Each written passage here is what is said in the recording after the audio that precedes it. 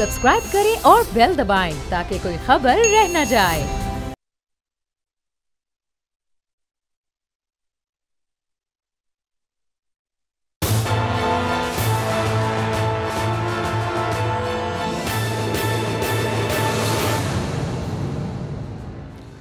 Good evening. Pakistan में top stories चल रही हैं कि वफाक की परफॉर्मेंस क्या है, JIT किस नौइयत की बन रही है और अली जैदी साहब ने जो इल्जामात लगाए हैं वो किस नौइयत के हैं। लेकिन आपस की इस धमा चौकड़ी में हम असल मुद्दे से हट गए हैं। हम कतई तौर पर नज़रअंदाज कर चुके हैं कि हमें किस तरह के मोहलिक दुश्मन का सामना है और उस मोहलिक दुश्मन का नाम कोरोना है। और हैरत की बात यह है कि उसको इस अंदाज से नज़रअंदाज किया गया है कि अल अमान अल हफीज़, यानी सिचुएशन ये है कि रोज़ाना की बुनियाद पर सैकड़ों लोग इससे मुतासर हो रहे हैं, अमवात वाक़े हो रही हैं। जो डॉक्टर्स फ्रंट लाइन पर इसके ख़िलाफ़ बरसरे पेकार हैं, उनकी हालत यह है कि उन बेचारों को हिफाजती सामान ही मुकम्मल नहीं मिल रहा। जब उनके पास किट्स नहीं होगी, सामान पूरा नहीं होगा, तो वो किस तरह से इस सारे मामले से डील करेंगे। और सबसे बड़ा अलमिया कि ये पंजाब में अब ज़्यादा रिपोर्ट होना शुरू हुआ है। आज की जो लीड स्टोरी है अखबारात में, अगर आप देख सकें तो 48 डॉक्टर ने इस्तीफ़ा दे दिया है। किस वजह से दिया? इस्तीफ़ा देने की रीज़न ये बनी है कि उनके पास हिफाजती सामान मुकम्मल नहीं है। पंजाब के 48 सरकारी डॉक्टर्स ने इस्तीफ़ा दिया है जनाब। लाहौर के 32 डॉक्टर्स शामिल हैं। 3 जनवरी से 17 मई तक इस्तीफ़े इन्होंने जमा कराए। MTI एक्ट और दीगर वजूहात इन्होंने बताई कि इन्हें हिफाजती सामान की कमी से जहनी कोफ्त का सामना करना पड़ा। अस्पतालों में 5130 कोरोना मरीज ज़ेरे इलाज और इसके बावजूद के अमवात हो रही हैं। जब आपके फ्रंट लाइन सोल्जर्स, वो तमाम हीरोज़ जिनको आप हीरोज़ बनाकर अपने इश्तिहारात के अंदर रिप्रेजेंट करते हैं, दुनिया को दिखाते हैं कि ये हमारे हीरोज़ हैं, उन हीरोज़ के हाथ में आपने PPEs तक नहीं दी हैं, उनको मुकम्मल किट्स तक नहीं दी हैं। अब ये ऐसा ही है कि आप अपने सिपाहियों को मैदान कारज़ार में तो उतारें, लेकिन उनके हाथ में बंदूक ना दें या उनके हाथ में दीगर ऐसा साजो सामान या सामान हर्ब ना दें जिससे वो दुश्मन से बरसरे पेकार हो सकें। तो मुरद इल्ज़ाम आप किसको ठहराएंगे? ये सिर्फ डॉक्टर्स का मामला नहीं है, आपको WHO पहले वार्न कर चुका है और बड़े तरीके के साथ वार्न कर चुका है कि जुलाई के मिड के अंदर आपके पास जो केसेस, यानी पाकिस्तान के अंदर कोविड-19 के जो केसेस होंगे उनकी तादाद 2 लाख से तजावुज़ कर जाएगी। और हम वो लोग हैं, या हमारी हुकूमत वो है, वफाक की बात कर रहा हूँ, जो हमेशा कहती रही है कि हम WHO की गाइडलाइंस को फॉलो कर रहे हैं। अब अगर गाइडलाइंस को फॉलो करना है तो अपने डॉक्टर्स को बुनियादी सामान हर्ब तो देना। और अब वाकया यहाँ तक पहुँच गया है, अलमिया यहाँ तक पहुँच गया है कि खुद वफाकी वज़ीर मौफूस जो कि कहते रहे हैं कि मेरी हंच कहती है कि पाकिस्तान इस सारे मामले से निकल जाएगा। अल्लाह ताला ने इंसान को दिखाना होता है या क्या करना होता है कि इंसान जब फंसता है तो बड़ी बुरी तरह फंसता है। एक तो पाकिस्तान के लोग इससे बरसरे पेकार हैं, हमारे बड़े बड़े सियासतदान बरसरे पेकार हैं। गुज़िश्ता रोज़ आयतुल्लाह दुरानी साहब वफ़ात पा गए कोरोना की वजह से। आज पता चला है कि डॉक्टर ज़फ़र मिर्ज़ा साहब भी कोरोना पॉजिटिव आए हैं। तो इंतहाई अफसोस की बात है। हमारी दुआ है कि वो जल्द रूब सेहत हों, लेकिन हम गेज नहीं कर पाए सारे मामले को। हम इस मामले को उस अंदाज से गेज नहीं कर पाए जिस तरह करना चाहिए था।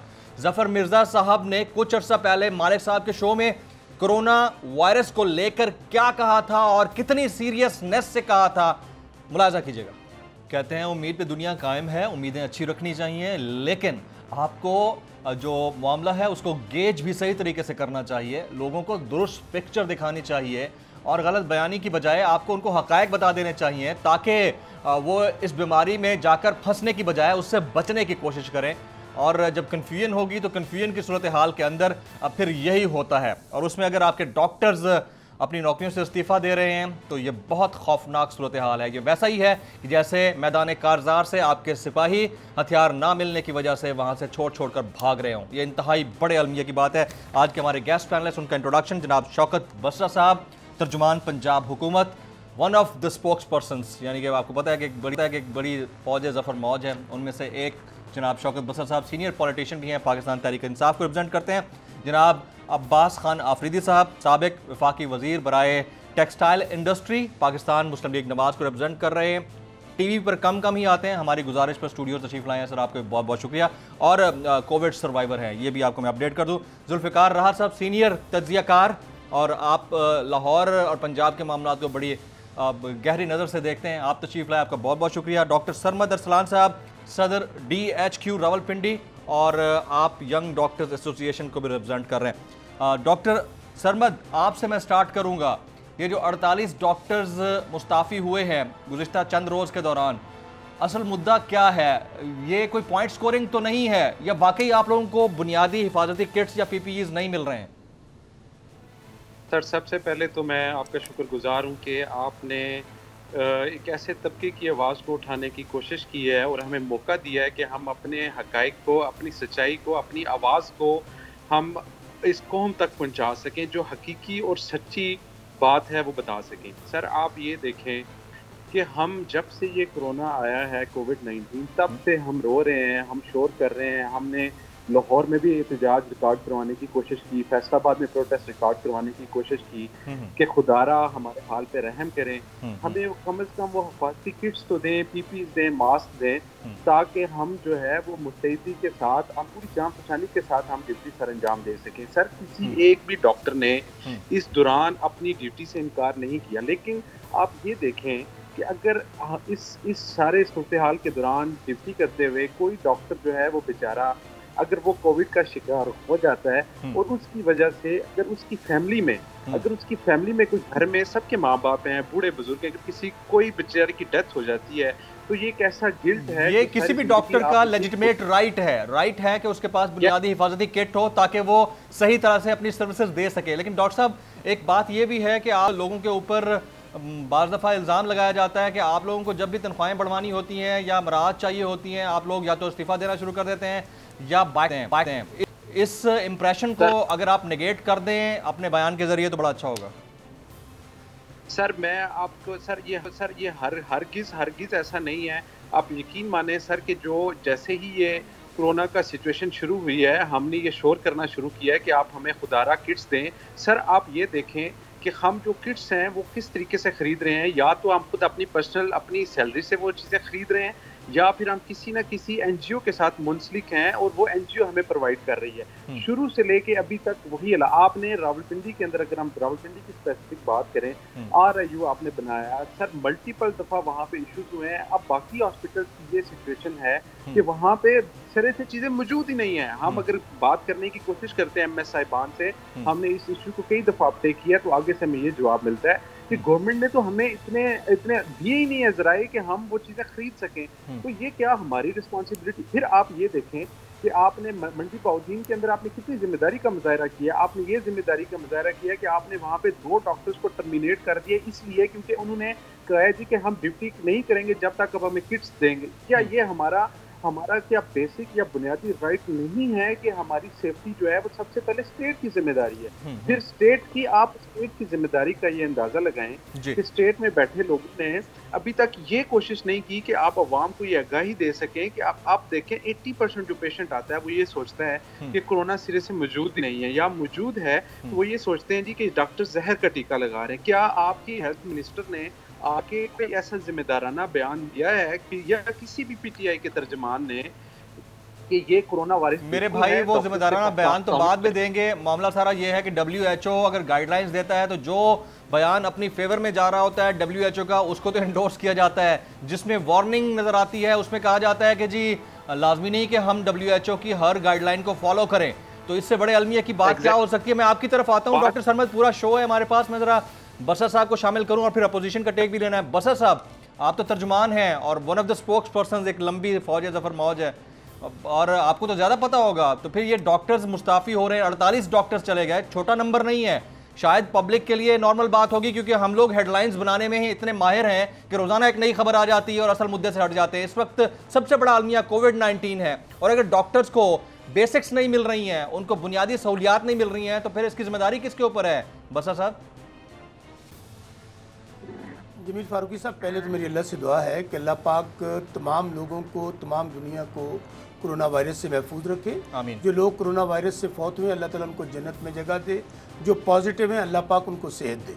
देखिए, इसमें कतई दो राय नहीं है कि हमारे जो असल हीरोज़ हैं, हमारे जो मुजाहिद हैं जो इस वक्त मैदान जंग में लड़ रहे हैं और कुर्बानी दे रहे हैं, वो हमारे डॉक्टर्स हैं, पैरामेडिकल स्टाफ हैं, नर्सेज हैं, जो अगले मोर्चों पे इस वक्त मैं समझता हूँ वो जो मैदान जंग के अंदर हमारी फ़ौज पाकिस्तान के लोग शहादतें देते हैं और लड़ाई लड़ते हैं, इसी तरह हमारे ये भाई, ये बहन भाई इस वक्त मैदान जंग में हैं। ठीक, मैं एक बात मैं फिर एक कहूँ कि मेरा ख्याल कहता है, मैं डॉक्टर साहब की बहुत सारी बातों से शायद एग्री करूँ, लेकिन एक बात से मैं डिसएग्री करता हूँ कि देखें, मैं ये जो कह रहे हैं कि हिफाजती किट्स नहीं पहुँचाई जा रही, हमें वो तमाम इंतजामात प्रॉपर नहीं है, इससे मैं डिसएग्री करता हूँ और चैलेंज देता हूँ इस चैनल पे बैठ के कि वो डॉक्टर्स जो ड्यूटी दे रहे हैं कोरोना वार्ड के अंदर या कोरोना वायरस के जो मरीज जहाँ पे आते हैं वहाँ पर, उनको तमाम को हिफाजती किट्स पहुंचाई गई हैं। बस सर ये पूरी गारंटी से बात ये करता हूं। 48 डॉक्टर्स, ये 48 डॉक्टर ने इस्तीफा दिया है। मैं अर्ज करता ये 48 डॉक्टर्स कौन हैं? ये नौकरी कोई क्यों चाहेगा अपनी 70-80 हजार लाख रुपए की नौकरी छोड़ के चला जाए? वो जमील फारूकी साहब, मुझे बात कर लेने दीजिएगा, आपको अगर मुतमिन ना हो तो फिर सवाल कर लीजिए प्लीज प्लीज। आप मैं फिर ये अर्ज कर रहा हूँ जी कि तमाम लोगों को पंजाब के जितने हॉस्पिटल, ये नहीं कि सिर्फ लाहौर या जहाँ जहाँ कोरोना वायरस के वार्ड डिक्लेयर हुए हैं वहाँ पर हिफाजती किट्स तकसीम की गई हैं और उससे बढ़कर क्या किया है, हमने इनकी तनख्वाहों को डबल कर दिया है। अच्छा, अब डॉक्टर साहब ये कह रहे हैं या आपका ये कि ये लोगों ने इस्तीफा क्यों दिया है, देखिए मुझे इस बात का इल्म नहीं है कि डॉक्टर साहबान ने इस्तीफा क्यों दिया है, ये कोई इनकी क्या रीजंस है, या जाहिर है सर आप तर्जुमान है पंजाब हुकूमत के तर्जुमान को नहीं पता कि 48 सरकारी डॉक्टर्स क्यों इस्तीफा दे चुके हैं। मुझे तो इससे बड़े अलमिया की बात को नजर नहीं आती, तर्जुमान को पता नहीं है तो और किसको पता होगा? सर जमील फारूकी साहब, मेरे भाई मुझे 1 मिनट दीजिएगा, मैं फिर कह रहा हूँ जी, उन्होंने अपनी कोई जाती रीजंस की वजह से इस्तीफा दिया होगा। हमारी गवर्नमेंट की तरफ से, हमारे इदारे की तरफ से, हेल्थ मिनिस्ट्री की तरफ से इनके लिए कोई प्रॉब्लम नहीं है। अगर ये समझते हैं कि हमने आपकी यही बात मैं डॉक्टर सरमद की तरफ ले जाता हूं। सुने जी मैं आप कंप्लीट कर लें। मुझे एक बात मुकम्मल कर लेने देना, मैं एक बात तो कहने दें, एक बात तो करें। डॉक्टर शर्मा साहब को मैं लाइव कह रहा हूं, इस प्रोग्राम के बाद मुझे जहां बुलाएंगे मैं उनके पास आऊंगा।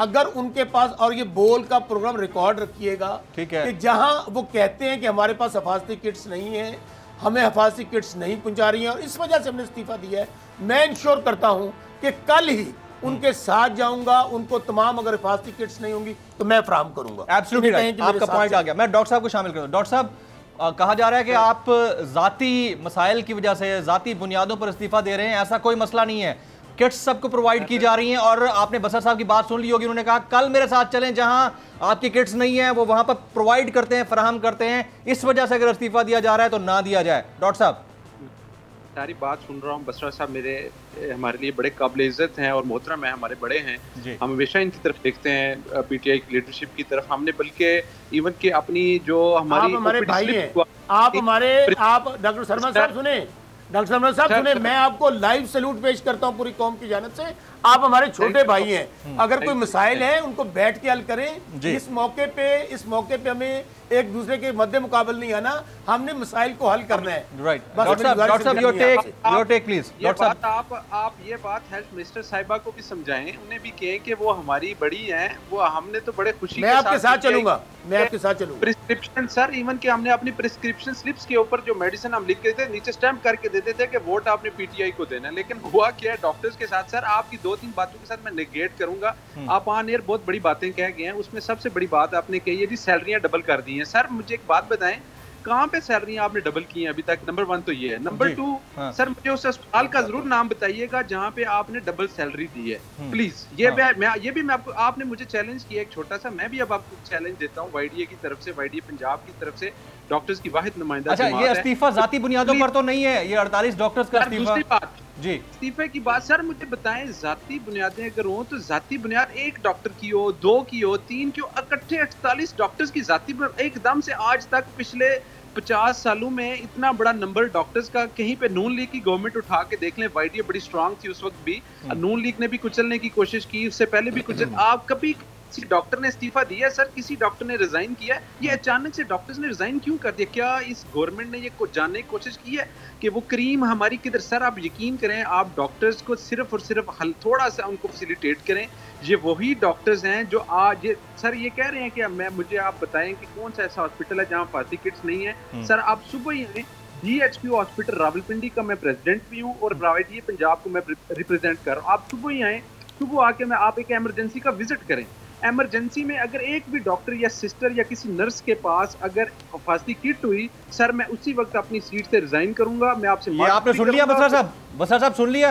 वो DHQ रावलपिंडी की बात कर रहे हैं। सर आपको ऑल वेल की रिपोर्ट दी जाती है जब आपके MS साहिबान आपको ऑल वेल की आप फिर सुबह पहुंचे DHQ रावलपिंडी। बसरा साहब कौन सा MS है, कौन सा DMS मौका हॉस्पिटल? मुझे मौका दे सर। मुझे मैं बसर साहब आपकी तरफ आता हूं, मैं आपकी तरफ आता हूं। सरमद साहब आप भी जरा खामोशी के मतलब अब्बास आफरीदी साहब काफी देर से तवक्कुफ किए हुए हैं, जुल्फकार राज साहब भी खामोश हैं, मैं इनको शामिल कर लूं। बसर साहब आप सबको शामिल करता हूं। अब्बास आफरीदी साहब, कोरोना हैंडलिंग या मिस हैंडलिंग मामला है क्या? आपके सामने है कि डॉक्टर्स क्या कह रहे हैं, सरकार क्या कह रही है। डॉक्टर्स कहते हैं कि आप आ जाएं, सुबह विजिट कर लें। हमारी नर्सेज और हमारे पैरामेडिक्स के पास पूरे PPEs नहीं हैं। इवन रावलपिंडी जैसा जो जुड़वा शहरों को सपोर्ट करता है, फैसिलिटेट करता है हेल्थ के मामले के ऊपर, उनके पास नहीं है। तो फिर छोटे शहरों में क्या हाल होगा? एक तो शुक्रिया आपने मुझे इनवाइट किया। बदकिस्मती से बसरा साहब बेचारे जिन हालात में PTI को और फिर कोरोना को, तोपों के रुख मेरी तरफ ही है। बसरा साहब आप भाई हैं, आप हाथ गवर्नमेंट में आप बैठे हैं ना, गवर्नमेंट में आप बैठे हैं। एक चीज़ है, बसरा साहब ने वक्त सियासत में बहुत गुजारा, लेकिन बदकिस्मती से इस मुल्क में जिसमें ये रिवाज हो कि यू टर्न सियासत की सबसे बड़ी कामयाबी हो। यू टर्न का मतलब झूठ है, क्योंकि और यू टर्न का मेन मकसद यह है कि आपकी तैयारी नहीं थी उस काम के बारे में, इसलिए आप उस काम को छोड़ के कुछ और काम कर रहे हैं। जिनकी लीडरशिप का ये सोच और ये फिक्र हो। कोरोना मैं हैरान हूँ, TV पे प्रोग्राम होते हैं, आज भी आपने किया, 48 डॉक्टर ये कहते हैं इनकी ज़ाती मफाद। वो मेरे डॉक्टर भाई ने अच्छी बात की कि ज़ाती मफाद एक डॉक्टर का होता है, 2 का होता है, 3 का होता है, 4 का होता है, 5 का होगा, 10 का होगा। ये पूरे 48 डॉक्टर चले गए और हम TV पे बैठ के उनको तज्जिया कर रहे हैं। ये वो लोग जो फ्रंट लाइन पे लड़ रहे हैं, लेकिन हम उनको, वो कहते हैं फ्रंट लाइन पे जो लड़ते हैं मतलब ना हम उसको असला दे रहे हैं ना उनको राशन दे रहे हैं, लेकिन उनसे ये तवक्को कर रहे हैं कि पूरे पाकिस्तान के अवाम को ये बचाएंगे। अब सलूट भी कर रहे हैं और हम सलूट भी कर रहे हैं, हम प्रोग्रामों में शाबाश भी दे रहे हैं, लेकिन उसको दिफा का सामान नहीं दे रहे हैं कि वो अपना दिफा करके इस कौम को इस अजाब से बचा सके। आफरीदी साहब मुझे एक बात बताइएगा, हर कौम की प्रायोरिटीज़ होती हैं। प्रायोरिटीज़ PMLN की गवर्नमेंट में उनके अपने लिहाज से, उसके ऊपर भी हमने क्रिटिसिज्म किया, इस गवर्नमेंट के ऊपर भी हम अपने लिहाज से क्रिटिसिज्म कर रहे हैं। बट अफसोस की बात यह है, आज हमारी हेडलाइंस चेक कर लें, इतनी बड़ी पेंडेमिक सिचुएशन है पूरी दुनिया के अंदर, पाकिस्तान में भी हालात कोई इतने बेहतर नहीं है। आप हॉस्पिटल्स में ग्राउंड रियलिटीज़ जाकर देख लें, आपको अंदाज़ा हो जाएगा। तो हमारी तरजीहात क्या है, यानी हम हमारे टेलीविज़न पर क्या चल रहा है, ख़बरें किस तरह की आ रही होती हैं, रोज़ाना वफाक और सिंध आमने सामने खड़े हैं, इसके अलावा तो मुझे कोई खबर मिलती नहीं है। इस सिचुएशन में हमने इतने बड़े फैक्टर को कैसे नज़रअंदाज कर दिया? देखिए, अगर आपको 20-23 साल की जद्दोजहद सियासत की नज़र आ रही थी PTI की, उसमें 2 सब्जेक्ट थे, एक हेल्थ और एक एजुकेशन। जी ऐसा ही है जी। बजट में BRT इनका जो सूबा है उसका 30% और 40 पूरे पाकिस्तान का हेल्थ बजट और एजुकेशन बजट उसके 40% इन्होंने रखे हुए हैं। वो एक BRT प्रोजेक्ट के को भी पूरा नहीं रखा, पूरे हेल्थ पूरा एजुकेशन जब ये कहते थे, ये इन्होंने इस बजट में इसके लिए फंड रखे और उस कोरोना के लिए ये पैसे रखे जिसमें इस मुल्क में दुनिया के लोग, आप यकीन माने मेरा बसरा भाई, डेथ सर्टिफिकेट आप जाएं, पूरे साल के डेथ सर्टिफिकेट और इस 2 महीने की डेथ सर्टिफिकेट आप कब्रिस्तान में देखें, आप हैरान आ जाएंगे, आप शाम को सो नहीं सकेंगे।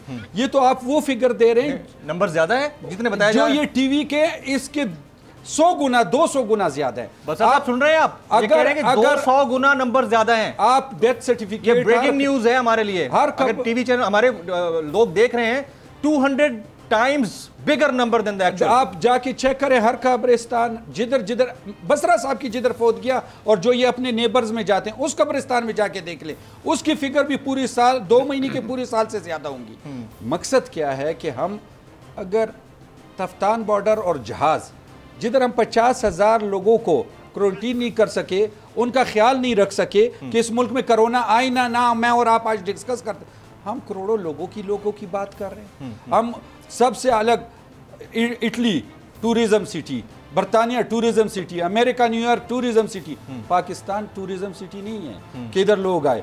हमने एक कुछ जहाज़ों को रोकना था, एक बॉर्डर को रोकना था। इतला भी थी कि सारी दुनिया में ये वायरस आ रहा है और हमने उनको रोक के उनको उधर क्वारंटीन करके फिर छोड़ना था। पाकिस्तान में सब लोग मज़े से अपना रोज़गार, अपनी ज़िंदगियाँ गुजारते, सब कुछ आराम से होता, इधर होता ही नहीं। एक कैपेसिटी नहीं है, एक सोच नहीं है, एक फिक्र नहीं है, सब कुछ ठीक है। मैं कह देता हूँ, इन्होंने कहा था पाकिस्तान से लंदन बनाएंगे, लंदन बन गया। अमेरिका बनाएंगे, अमेरिका बन गया। इन्होंने कहा था गरीब नहीं होगा, गरीब नहीं होगा, गरीब ख़त्म हो जाएगा। इन्होंने कहा था कि हम एक्सपोर्ट इधर तक बढ़ा देंगे, एक्सपोर्ट कम। इन्होंने कहा, इन्होंने जो बात की, अगर मुझे मेरा बसरा भाई 5 ऐसी चीज़ें गिना दें कि हमने 100 कही थी, उसमें 5 कर दी, 5 में हमने ये किया। अपोजिशन छोड़ें, अपोजिशन नालायक, अपोजिशन को समझ नहीं है। ये 5 ऐसी चीजें गिना दें कि हमने एक्सपोर्ट बढ़ा दी, हमने बिजली के रेट कम कर दिए, हमने गैस के रेट कर दिए, हमने लोगों की तनख्वाहें बढ़ा दी। हमने अपोजिशन की नालायकी या नाअहली की बात तो खैर वो डिफाइन पब्लिक करेगी कि वो क्या है, लेकिन अपोजिशन मुत्तहद नहीं है, ये मैं आपको बता दूं। अपोजिशन है ही नहीं, हम ऐसे समझते हैं इस मुल्क में अपोजिशन नहीं है। क्यों नहीं है? मैं इसलिए नहीं है, रीजन इसलिए कि हम चाहते हैं कि ये मुल्क तरक्की करे। हमने इनको, लोगों ने मुंतखब किया, ये 5 साल मुकम्मल करें। ये जिस तरह भी आए, ये जैसी भी आए, हम ये कहते हैं कि अल्लाह के लिए, अल्लाह के लिए आप इस कौम पे रहम करें, इस कौम के लिए खिदमत कर लें, इस कौम के लिए रिलीफ दे दें। इस कौम के लिए जो आपने कहा था कि मैं 100 दिन में करूंगा, फिर आपने कहा साल में करूंगा, फिर आपने कहा नेक्स्ट ईयर खुशी का होगा। मुझे वो बसरा साहब बता दें कि वो कौन सा दिन होगा जिस दिन जो है हम कहते थे कि हम लोड शेडिंग खत्म करेंगे, हमने खत्म कर दी, इन्होंने लोड शेडिंग पर है। अभी ये कहते हैं माफिया, जबरदस्त अल्फाज हैं। माफिया ने चीनी चोरी की, माफिया ने गैस महंगी की, माफिया ने बिजली महंगी की, माफिया ने एक्सपोर्ट कम कर दिया, माफिया ने इस मुल्क को लूट लिया, माफिया ने मेडिसिन महंगी कर दी। ये सारे जितने लोग हैं, इनके साथ लेफ्ट राइट इधर उधर बैठ, सबसे बड़ा कमाल इनका क्या होता है, हमने रिपोर्ट दी, हमने इंक्वायरी की। और मैं इल्तिमास करता हूं आपके चैनल से एक बात का, जी प्लीज, खुदा के लिए प्राइम मिनिस्टर साहब, और कोई एक्शन की बात ना, जिस चीज पे पीटीआई वाली एक्शन लेते हैं वो जो है 50 रुपए महंगी हो जाती है। मैं इल्तिमास करता हूं और जो रिपोर्ट ये पेश करते हैं उसकी भी 50 रुपए महंगी हो जाती है। खुदा के लिए और ना एक्शन लें, ना रिपोर्ट लें, ताकि लोगों को सहूलतें मिलते रहें, लोग तो आराम से जिंदगी को। आफरीदी साहब मौजूद रहिएगा। ख्वातीन हज़रात, ब्रेक का वक्त हो जाता है। ब्रेक के बाद जुल्फ़िकार राहत साहब काफ़ी देर से तवक्कुफ़ किए हुए हैं, बड़ी तफसीली उनसे भी मैंने बात की, और जो बसरा साहब से बात करने की कोशिश की आफरीदी साहब ने, इसके ऊपर भी बनता है सवाल। और अहम तरीन बात यह है कि वो डॉक्टर साहब जो रिप्रेजेंट करते हैं डॉक्टर्स कम्युनिटी को, वो खुद कह रहे हैं कि आप DHQ रावलपिंडी आकर देख लें, यहाँ क्या सिचुएशन है, छोटे मोटे अस्पताल पंजाब के तो बाद की बात है। ये बहुत बड़ा चैलेंज है और अलार्मिंग सिचुएशन भी है। वार्न तो पहले WHO भी कर चुका है और हम सबको पता है क्या चल रहा है। ब्रेक के बाद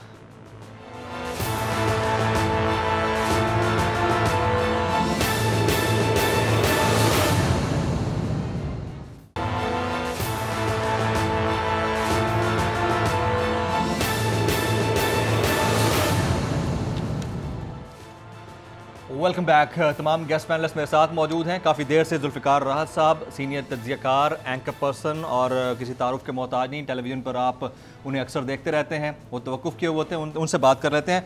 जुल्फ़िकार राहत साहब, पंजाब की गवर्नेंस के बड़े इशूज़ आ रहे हैं। अब आप देखिए कि 48 सरकारी डॉक्टर्स एक साथ मुस्ताफ़ी हो जाते हैं चंद दिन के दौरान, और ये टॉप स्टोरी है, this is the top story, और हमारे मुसलसल हम दिखा रहे हैं और हमारी तरजीहात क्या हैं ये आपके सामने हैं। हमारे सिर्फ नंबर ऑफ तर्जुमान देख लें, वो हम काउंट करते जाते हैं और डिफेंड बड़ा अच्छा करते हैं। लेकिन अगर एक डॉक्टर बैठ के चैलेंज कर रहा है कि DHQ रावलपिंडी के अंदर आकर देख लें, उन्होंने भी कहा कि मैं चैलेंज करता हूं, कोई किसी के पास नहीं तो उनको प्रोवाइड कर दिए जाएंगे, लेकिन एक डॉक्टर भी कह रहा है कि आप आकर देखें, हॉस्पिटल के अंदर है। तो अब अगर सिचुएशन ये होगी तो हम तो फिर अल्लाह ही हाफिज समझें। राहत साहब। जमील साहब, मैं हमेशा से ये कहा करता हूँ कि पाकिस्तान के अंदर ना एनर्जी क्राइसिस है, ना गैस का क्राइसिस है, ना पैसों की कमी है। पाकिस्तान के अंदर अगर क्राइसिस है तो लीडरशिप का क्राइसिस है। हमें बड़ी तवक्कुआत थी कि इमरान खान साहब एक बड़े लीडर हैं, हीरो भी हैं, इत्तेफाक से 22 साल की स्ट्रगल भी है, वो आएंगे, फैसले माशाल्लाह बड़े फैसले साजी में चीज़ें आगे बढ़ेंगी, बर वक्त फैसले करेंगे और बहुत कुछ बदल जाएगा, स्टेटस को टूट जाएगा, तब्दीली आ जाएगी, नया पाकिस्तान आ जाएगा, 2 नहीं 1 पाकिस्तान होगा और यहाँ पे जिस तरह अभी मेरे भाई ने अफरीदी साहब ने कहा था हेल्थ और एजुकेशन, जिस पे नून लीग के ऊपर हमेशा से क्रिटिसाइज होता था कि इन्होंने 2 इश्यूज को, 2 डिपार्टमेंट्स को और 2 शोबों को एड्रेस नहीं किया।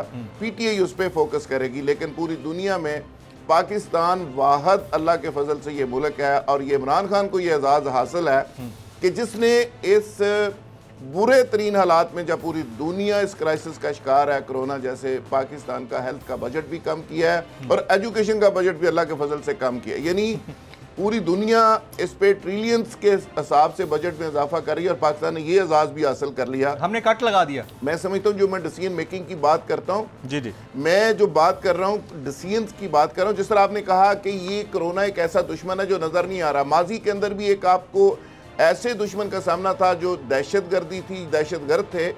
उस वक्त भी इसी तरह कन्फ्यूजन की सूरत हाल रही, लीडरशिप की कन्फ्यूजन थी। यानी 13 साल इस मुल्क के अंदर ये बहस होती रही कि जी ये जंग हमारी है, ये जंग अमेरिका की है। और उस वक्त भी बदकिस्मती से इमरान खान साहब एक नैरेटिव को लीड कर रहे थे और वो ये कहते थे तालिबान से बात होनी चाहिए, देखें जी ये हमारे भाई हैं। और उस वक्त भी पूरी कौम कंफ्यूज थी और कोई डिसीजन हम नहीं ले रहे थे। 2013 के अंदर स्टेट ने ये फैसला किया, नेशनल एक्शन प्लान आया, कौम के अंदर क्लैरिटी आई, मीडिया को एक एडवाइस दी, जो टेररिस्टों को ग्लोरीफाई कर रहे थे वो सारा सिलसिला बंद हुआ। तो 6 महीने और 4 महीने के अंदर वो तमाम दहशतगर्दी पाकिस्तान से अंदर दहशतगर्दी और दहशतगर्द मिलिया मेट हो गए। होता यह है कि जब आप कौम की ओपिनियन मेकिंग को तकसीम कर देते हैं, कौम की ओपिनियन मेकिंग नहीं बनने देते, कोई एक फैसला नहीं करते और फैसले पे फैसला करके उसको तब्दील करते जाते हैं और अफवाह साजी उस पर काम करती है और मीडिया के अंदर नेगेटिविटी काम करती है, तो फिर उसका नतीजा यही होता है, फिर कौमें उस पर मरती हैं। फिर उसी तरह होता है कि हलाकू खान की फौज आके शहर से बाहर खैमाजन होती है और आप वहाँ बहस कर रहे होते हैं कि वो जो मसवाक है उसकी लंबाई कितनी होनी चाहिए, कवा हलाल है या हराम है। सही, बिल्कुल सही। आज मैं समझता हूँ कि पाकिस्तान के अंदर पूरी दुनिया इस बीमारी को, लेकिन राहत भाई समझती है जमील साहब। जी जी, राहत भाई, पाकिस्तान के अंदर राहत भाई, लेकिन फोटो सेशन तो बड़े अच्छे हो रहे हैं। वजीर आला साहब तो बड़े बगैर प्रोटोकॉल के विजिट कर रहे हैं पूरे शहर को। जी जी, मैं उस पे आ रहा हूँ, हाँ। पूरी दुनिया के अंदर इस चैलेंज को मेडिकल और साइंटिफिक चैलेंज समझा जा रहा है और पूरी दुनिया इसके खिलाफ लड़ रही है और इस पे काबू पा रही है। अच्छा, पाकिस्तान के अंदर आज भी ये थ्योरी चल रही है, गवर्नमेंट के बहुत सारे लोग हैं जो इस बात पे कन्विंस नहीं है कि ये कोई बीमारी है। अच्छा जी, कुछ लोग कहते हैं ये लेबॉर्ट्री में तैयार होके ये इस तरह इसको ऑपरेट कर दिया, फलां मुल्क ने कर दिया, हाँ जी, ये दुनिया की आबादी घटाने का मंसूबा है, बिल गेट्स इसके पीछे है, यहूदी इसके पीछे है। आज भी पाकिस्तान की 80% आबादी जो देहातों के अंदर है, वो जमील साहब इस बीमारी को बीमारी मानने को तैयार नहीं, इस वायरस को चैलेंज मानने को तैयार नहीं। उसकी बुनियादी वजह क्या है जी? गवर्नमेंट ने ये ओपिनियन मेकिंग पे जुल्म ये किया है कि गवर्नमेंट ने इतनी गैर संजीदगी का मुजाहरा किया है और मीडिया के अंदर जो ओपिनियन मेकिंग करने की जरूरत थी, जिस तरह मैंने माजी की मिसाल दी कि टेररिज्म के ऊपर आप तकसीम थे, उस वक्त भी कुछ दानिश्वर आके भाषण ये दिया करते थे कि नहीं जी तालिबान अच्छे हैं, अच्छे तालिबान, बुरे तालिबान। तो हुआ कि 70,000 लोगों की लाशें आपको उठानी पड़ी। जी हाँ। फिर जाके आपको एहसास हुआ। हमारी ये बदकिस्मती है कि हम एक ओपिनियन मेकिंग डेवलप करने की बजाय आज भी टॉमिक टोइयाँ मार रहे हैं। आज भी कुछ लोग कहते हैं ये बीमारी है ही नहीं, कुछ लोग कहते हैं ये सारा ड्रामा है, कुछ लोग कहते हैं डॉक्टर्स वहाँ पे जहर के टीके लगा रहे हैं। जब डॉक्टर्स बेचारे इसका शिकार होना शुरू हो गए, फिर हमारी ज़ुबानें बंद हुई। फिर हमने कहा जी इसमें कोई अहम लोग तो मर नहीं रहे। फिर तौबा नाउज़ इस पर अरकान असम्बलीज़ की अमवात की खबरें आनी शुरू हुई, फिर हमारी ज़ुबानें बंद हुई। फिर हमने कहा जी देखें जी इस पर तो हमारे लाहौर के और हमारे मोहल्ले में तो कुछ नहीं हुआ। अब गली गली मोहल्ले के अंदर से ये खबरें आ रही हैं जमील साहब, फिर भी हमें एहसास नहीं हो रहा। आज भी ड्रामे हो रहे हैं। जिस तरह चीफ मिनिस्टर पंजाब की हमने बात की, वो कल रात बड़े पैथेटिक किस्म की वो मीडिया मैनेजमेंट का शिकार हैं। बड़ी अजीबोगरीब टीमें हैं। मसलन दोनों पीएसओ उन्होंने शहबाज शरीफ साहब के वही रखे हुए हैं जो शहबाज शरीफ साहब के साथ थे। मीडिया मैनेजर्स वही हैं जो वो तरीकाकार था कि लंबे लंबे बूट पहन के वो बारिश में आ जाते थे और सारी ड्रामेबाजी होती थी। ये इतने कम्प्लेक्स का शिकार है चीफ मिनिस्टर पंजाब। वो कल रात एक खुद गाड़ी चलाते हुए लाहौर की सड़कों के ऊपर कोरोना को पकड़ते रहे। और 3-4 जगह कोरोना, बस उनके आगे थोड़ा सा फर्क रह गया। अब क्यों हंसा थोड़ा सा फर्क रह गया, वरना वो पकड़ने वाले थे। रात भाई क्यों हंसा रहे हैं? मैं यही गाड़ी चला के ये मैं ले चलता हूँ जरा, बसर साहब तर्जुमानी कर रहे हैं उनकी तरफ ले जाता हूँ मैं। आपकी बात आ गई। शुक्र करें हैंड आउट के अंदर वो उन्होंने ये नहीं लिख दिया कि चीफ मिनिस्टर बिल्कुल उसके करीब पहुंच गए थे, बस आधे फुट का फासला रह गया और फरार हो गया वहां से, कोरोना फरार हो गया। मैं जरा कोरोना को पकड़ लेंगे। मैं जरा बसर साहब की तरफ जाता हूँ। बसर साहब आपके ऊपर यलगार है, यलगार अफरीदी साहब की यलगार, डॉक्टर साहब की यलगार और यलगार राहत साहब की यलगार। इस यलगार का जवाब हो जाए प्लीज। अच्छा फारूकी साहब, पहली बात तो मैं पंजाब के जो केसेस हैं उनकी तफसील आपके सामने रख दूं ताकि फैक्ट्स एंड फिगर्स थोड़ी सी बात हो जाए जी। टोटल केसेस रिपोर्ट हुए हैं 81,317, डेथ हुई है 1871 जी, और रिकवर हुए हैं 44,671। क्या बात है। 44,671 रिकवर हुए हैं। ठीक है। टोटल केसेस हैं 81,317 और जो टेस्टिंग कैपेसिटी है डेली 24 आवर्स में वो आपको बताती है पंजाब में अभी तक 53,000 टेस्ट हुए हैं। अच्छा बात है, आता हूँ 1 बाय 1। 53,000 टेस्ट हो रहे हैं पर डे। मैं आपको जो बात कर मैं पर डे की बात नहीं की। जमील साहब एक एक्सपो सेंटर में एक सेंटर बना था। अभी फैक्ट्स एंड फिगर्स देने दें रात भाई, इनको देने दें। नहीं इनको बोलने दें जी। बसर साहब प्लीज। बसर साहब मुझे दिल्ली, अच्छा मैं दिल्ली पूछा वो भी बता देता हूँ। दिल्ली की कैपेसिटी है 17,000। अच्छा अब मैं थोड़ा सा आपको फैक्ट्स एंड फिगर के साथ आगे चलते हैं। जी फिर मैं भी आऊंगा फैक्ट्स एंड फिगर्स के साथ। बता साहब आप फैक्ट्स एंड फिगर्स को आपने छेड़ा है, फिर मैंने भी आना है। आता हूँ। पहली बात तो आइए पहली बात तो मैं अभी अफरीदी साहब को सुन रहा था जी। यकीन माने मुझे यूं लग रहा था कि नून लीग की हुकूमत पाकिस्तान में नहीं रही, चाइना में, कनाडा में, स्विट्जरलैंड में, न्यूजीलैंड में, ये वहाँ हुक्मरान रहे हैं 4 बारी। और भाई अल्लाह के बंदो, आप बात करो कमीशन खाने की, कट्टे वाले की, दूध वाले की, भैंस वाले की, गोले वाले की, पापड़ वाले की, आपका क्या काम गवर्नेंस से। और मुझे अच्छा फिर मज़े की बात यह है, इनसे ये पूछें, इनकी 2 हुकूमतें हैं कश्मीर के अंदर और GB के अंदर, क्या वो हमारे साथ एक स्टेटमेंट बता दें उन दोनों का, क्या कोई हमारे खिलाफ आया हो। ये बैठ जाते हैं टेलीविजन पे शाम को 7 बजे और शुरू हो जाते हैं लाशों पे सियासत करना।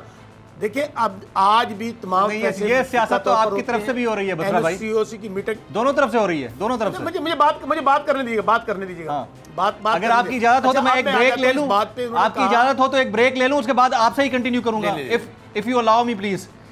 सार बड़ी गर्मा गर्म बहस हो गई है। ख्वातीन हज़रात जाएं ब्रेक के बाद जब वापस आएंगे तो डॉक्टर साहब का जो एक क्वेश्चन था उसके ऊपर जवाब बसर साहब का बनता है, चैलेंज है वो भी, और बसर साहब पहले ही चैलेंज कर चुके हैं। तो ये चैलेंजर्स तो पहले भी चल रहे हैं, एक दूसरे को चैलेंज दिए जा रहे हैं। वफाक सिंध को दे रहा है, सिंध वफाक को, नून PTI को, PTI नून को, और बेचारे पब्लिक बीच में फंस रहे हैं, पिस रहे हैं। और हमारे सामने है कि कोरोना जैसे मोजी मर्ज से निमटने के लिए ना डॉक्टर्स के पास बुनियादी सहूलियात हैं, पब्लिक तो वैसे ही इग्नोर्ड है 73 साल से। ब्रेक के बाद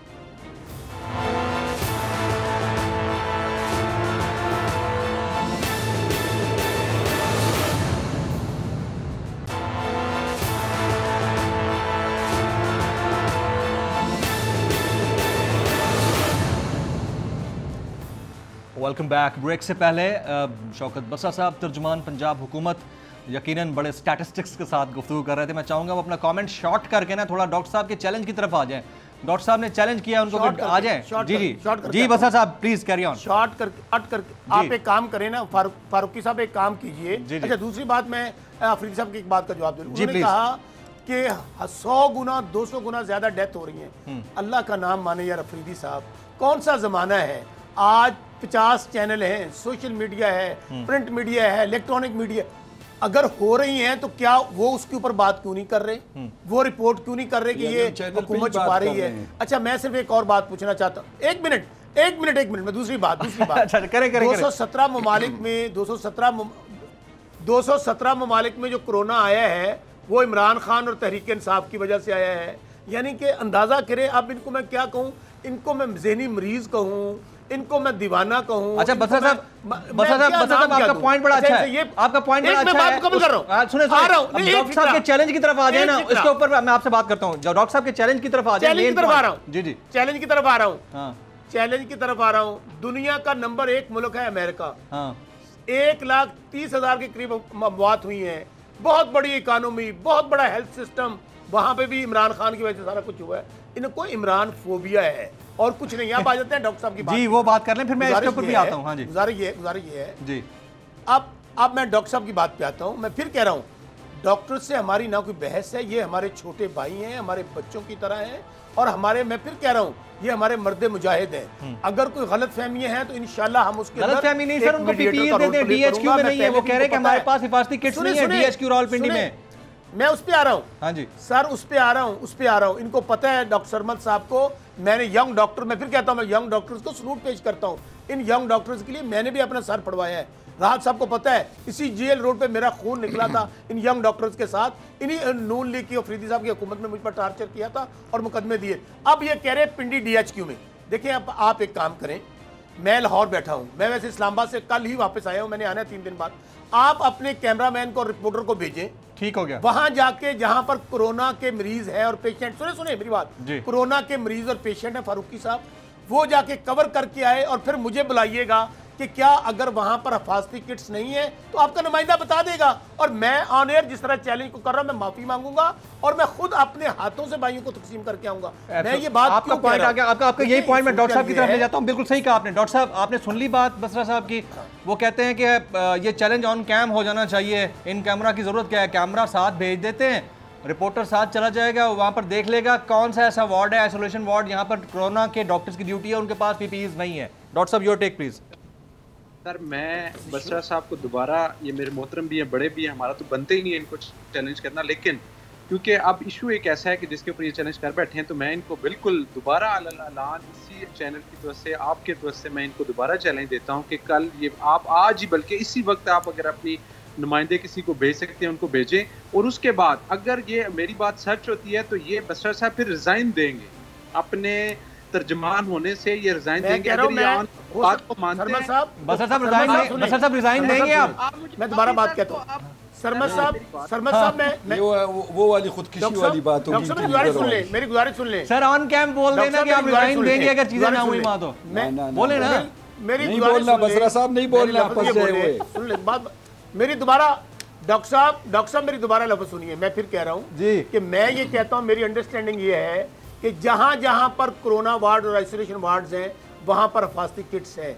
अगर ये बात दुरुस्त कह रहे हैं, आपका कैमरामैन जाएगा, रिपोर्टर जाएगा ना, मैं ऑन एयर माफी मांगूंगा डॉक्टर साहब से। नहीं, वो कह रहे हैं ऑन एयर माफी ना मांगे, ऑन एयर रिजाइन का, और ऑन एयर कहें कि मैं रिजाइन करूंगा, वो ये कह रहे हैं। देखिए, रिजाइन पे जिद ना करिए, माफी मांगना बहुत बड़ी बात है। रिजाइन देखिए, पहले 48 डॉक्टर ने रिजाइन कर दिया, मेरा भी रिजाइन करवा रहे हैं, क्या कर रहे हैं? रिजाइन वाले काम से इधर उधर हो जाए। ये पॉइंट आपका बड़ा वैलिड है यार। बसरा साहब, एक बात है, आप तमाम दोस्तों के तवज्जुह से एक बात मैं यहाँ पर जरूर ऐड करता हूँ। बसरा साहब सुन लीजिएगा, ये बड़ी जबरदस्त बात है बसरा साहब की, बड़े सीनियर सियासतदान है माशाल्लाह। पीटीआई की अक्सरियत हमारे जानने वालों में से है, सबके साथ उठते बैठते हैं, कोई इतना टॉलरेंस के साथ सुनता नहीं है। बसर साहब की क्वालिटी है क्योंकि वो बड़े सीनियर मंझे हुए सियासतदान है, तो वो सुन भी लेते हैं, जवाब भी देते हैं, उनको पता है हैंडल कैसे करना है, वरना अब तक शो से कोई ना कोई उठ के जा चुका होता। ये मैं आपको जरूर बता दूं। अच्छा अफरीदी साहब, आपने सुन ली बात, मैं फिर राज साहब की तरफ जाता हूँ। उन्होंने कहा कि गवर्नेंस आप लोगों ने की होती तो आज हमें ये ना पापड़ बेलने पड़ रहे होते। इनको जो बात करो, ये मैंने कहा ना 2 साल गुजर गए, इन्होंने कोई, मैंने कहा 5 चीजें बताए, मेरे भाई को मैंने कहा कि 5 चीजें गिना दो, ये नहीं गिनाएंगे। क्यों?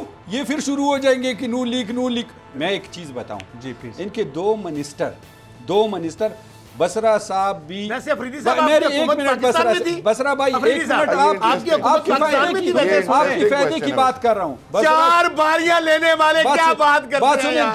दो इनके 2 मिनिस्टर, हाँ जी, एक पिंडी में कहते हैं मैं 8 साल मिनिस्टर रहा, जमहूरियत रही 35 साल, 25 साल वो मिनिस्टर रहे, शेख रशीद साहब। उन्होंने कहा कि मुझे इंजेक्शन भी नहीं मिला और वो भी जो है हमारी आर्मी हॉस्पिटल में चले गए। 25 साल पिंडी में इख्तिदार करने के बाद, 25 साल खुद पिंडी पे बादशाहत करने के बाद, 25 साल जमहूरियत, 35 साल, 25 साल उनका इख्तिदार। दूसरे शख्स शाह महमूद कुरैशी साहब, डिस्ट्रिक्ट नाजिम, सूबाई मिनिस्टर, फॉरेन मिनिस्टर, यहाँ करेक्ट कर लें, उन्होंने कहा मुझे 5 लाख का, जमील साहब जी प्लीज बोलें, उन्होंने कहा 5 लाख में मुझे टीका मिला 5 लाख में, और वो भी एनडीएमके जो एनडीएमए के वालों ने दिया 5 लाख में, उनकी विसाखत से मिला 5 लाख और दूसरे आदमी, ये पंजाब गवर्नमेंट की हमारी नून लीग की कहते हैं, दूसरे इनके फॉरेन मिनिस्टर साहब, उन्होंने भी 25 साल इख्तिदार किया, नाज़िम आला रहे और उधरी जो है सूबाई मिनिस्टर रहे, फॉरेन मिनिस्टर रहे, 25 साल वो भी मिनिस्टर रहे, वो भी जाके हॉस्पिटल के बजाय जो है आर्मी हॉस्पिटल में चले गए, उनको भी दवाइयां ना मिली। जो आदमी 25-25 साल अपने डिस्ट्रिक्ट पे बादशाहत करे और उसके बाद अस्पताल का बहाना बनाए कि पिछली गवर्नमेंट ने नहीं किया, और खुद उधर इख्तिदार में 25 साल रहे, उसके बाद कौम को क्या बेवकूफ़ बनाना। बसरा साहब लोगों का ख्याल है, इनकी बहुत बड़ी स्पोक्समैन टीम है। इमरान खान साहब का अगर आपको याद हो, पिछले हफ्ते भी इन स्पोक्समैनों को एक मीटिंग में इमरान साहब ऐड करते हैं, और ये मैं हर चैनल में कहता हूँ, आज आपके भी चैनल पे कहता हूँ। ये तकरीबन 80-90 लोग हैं, 40-50 उधर, 40-50 इधर, और सबसे ज्यादा मीटिंग इमरान खान इनकी ऐड करते हैं। जब वो मीटिंग होती है, वो इमरान खान साहब इनको कहते हैं कि अल्लाह के बंदो, 23 साल मैंने तुम सबको बेवकूफ़ बनाया, 23 साल तुम लोगों को कहा मैंने कि मैं IMF नहीं जाऊंगा, 23 साल तुम लोगों को कहा कर्जा नहीं लूंगा, 23 साल तुम लोगों को कहा इस मुल्क में इनकलाब लाऊंगा, एक्सपोर्ट बढ़ाऊंगा, 23 साल तुम सब 80 के 80 को मैंने बेवकूफ बनाया, पूरे पाकिस्तान कौम को बनाया। तुम लोग हर शाम टीवी पे जाते हो और तुम लोग बेवकूफ नहीं बना सकते पूरे कौम को। 80 और 80 को हर हफ्ता वो ब्रीफिंग करते हैं, सबसे ज्यादा मीटिंग करते हैं, कहते हैं इस कौम को तुम लोग नहीं संभाल सकते हो, जिनको 23 साल मैंने धोखा दिया, यू टर्न लिया। अभी मैं उनको कहता हूँ कि माफिया है, कभी मैं उनको कहता हूँ ये हो गया, कभी कहता हूँ ये हो गया। कहते जिस मुल्क का सरबराह सुबह शाम झूठ बोले, उधर आफत के अलावा कुछ नहीं आते, इधर आफत ही आफत है, इस आफत से हमारी जान नहीं छूटेगी। एक बात है, आफरीदी साहब का जो अंदाज़े तकल्लुम है बड़ा जबरदस्त है। आई वाज लिटरली एंजॉयिंग, जिस तरह बसर साहब को एंजॉय कर रहा हूं मैं, उसी तरह आफरीदी साहब को। अल्लाह करे कि हम इन सारे मसाइल से जल्दी नबरदाश्त हूं, खासतौर पर कोरोना से। सीरियस मामला है और सीरियस मामले के ऊपर बात बनती है कि आखिरी कॉमेंट राहत साहब, मिस हैंडलिंग बहुत बुरी तरह से है। टाइम हमारे पास कम है, लेकिन क्योंकि आपको मौका देना है, आखिरी कमेंट कर दीजिएगा। कोई बेहतर तरीके से हैंडल कर सकते थे इस पेंडेमिक सिचुएशन को। पूरी दुनिया में होना अलग मैटर है, पूरी दुनिया में है, लेकिन हैंडलिंग का म्यार अलग है। अमेरिका की बात करते हैं ना कि इतनी अमवात हुई, वो झूठ नहीं बोलते, वो सही बात करते हैं। वो कहते हैं कि हमारे इतने नंबर ऑफ टेस्ट हैं, इतनी अमवात हुई है, ये आपके सामने डेटा है। देखिए, हम थर्ड वर्ल्ड कंट्रीज के लोगों का मसला ये है, हमारा ग्राफ पहले यूं ऊपर जाता है, फिर एकदम यूं नीचे आता है, फिर ऊपर जाता है, समझ नहीं आती हो क्या रहा है। हमने भी फैक्ट्स दिए हैं। चले रात भाई बात करें। जी रात भाई। रात नहीं करें फारूकी साहब, मैंने पहले ही अर्ज किया था कि इसको साइंटिफिक और मेडिकल पहले तो एक प्रॉब्लम समझा जाए। अगर ये कौम और हमारी लीडरशिप इसको मसला समझेगी, एक बड़ा चैलेंज समझेगी, तो फिर इसका हल निकलेगा। पूरी दुनिया ने इसको एक मेडिकल और साइंटिफिक एक मसला समझा और उसी के तरीके के मुताबिक इसको हल कर रहे हैं। पाकिस्तानी लीडरशिप और पाकिस्तानी कौम आज तक कंफ्यूज है, और ये कंफ्यूज की गई है। हमारी ओपिनियन मेकिंग पे इतना बड़ा प्रॉब्लम रहा है, उसकी वजह से डिसीजन मेकिंग प्रॉपर नहीं हो रही।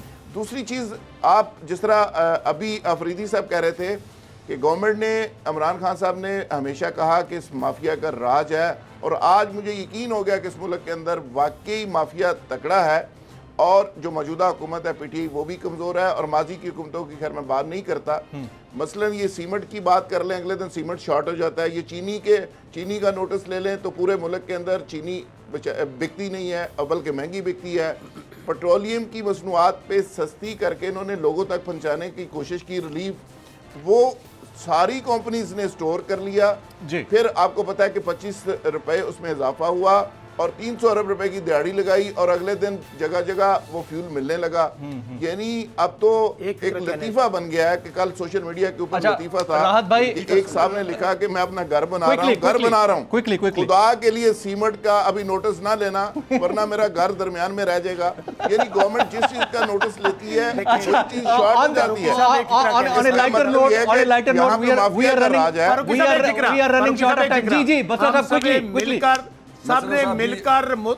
हम सब ने मिलकर मुत्तहिद होकर, इकट्ठे होकर इस कुदरती आफत को, जो आलमी वबा है, इसको शिकस्त देनी है। तो नहीं बसरा साहब नोटिस नहीं लेना, हाथ जोड़ के कहता हूं किसी चीज पे नोटिस ना लेना, वरना हम मर जाएंगे। We are running short of time everybody. जनाब डॉक्टर साहब आप तशरीफ लाए, आपका जुल्फ़िकार राज साहब आप तशरीफ लाए, आपका बहुत बहुत शुक्रिया। जनाब अब्बास खान आफरीदी साहब आप तशरीफ लाए, आपका बहुत शुक्रिया। शौकत बसर साहब ने बड़ी खंदा पेशानी से तमाम लोगों की तनकीद को सहा बर्दाश्त किया, जवाब दिया, आपको बहुत बहुत शुक्रिया। ख़वातीन हज़रात, स्टैटिस्टिक्स बड़े शॉकिंग हैं। और हमें इस शॉकिंग फेज से निकलकर इसको बड़े तरीके से हैंडल करना होगा। अगर हम अपनी तरजीहात को नहीं बदलते ना तो मसाइल बहुत गंभीर हो जाएंगे 1-2 महीने में। जमील फारूकी को इजाज़त दीजिए।